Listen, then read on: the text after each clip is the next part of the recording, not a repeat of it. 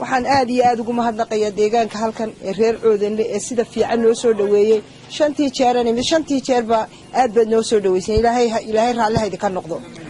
waxa weeye abaar bay nagu dhacday abaarta ilaahay bay naga saari karaa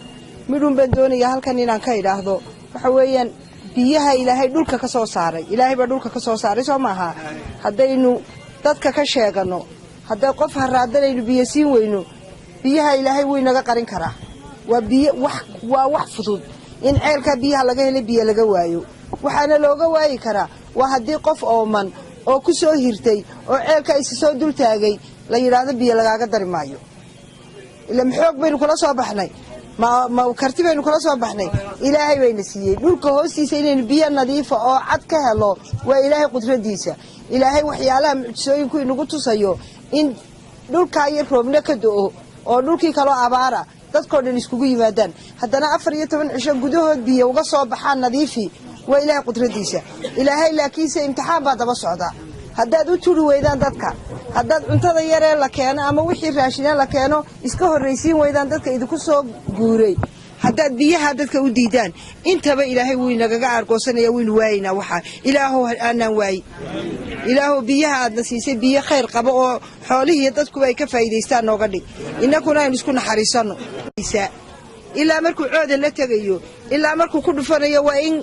la sawira si loo ogaado ceelka inaan khiyaabo ku dhicin horta ceelkii ilaahay waa kii sidii markuu Hargeysa ka soo dhaqaaqay ilaa markuu Burco soo gaaray ilaa markuu halka yimid kamera daba socotay waa ka ceelkii ilaahay biyo inaga siiyay marka horta madaxweynaha inuu ducayno madaxweynahani wuxuu waa madaxweyne ka soo shaqeeyay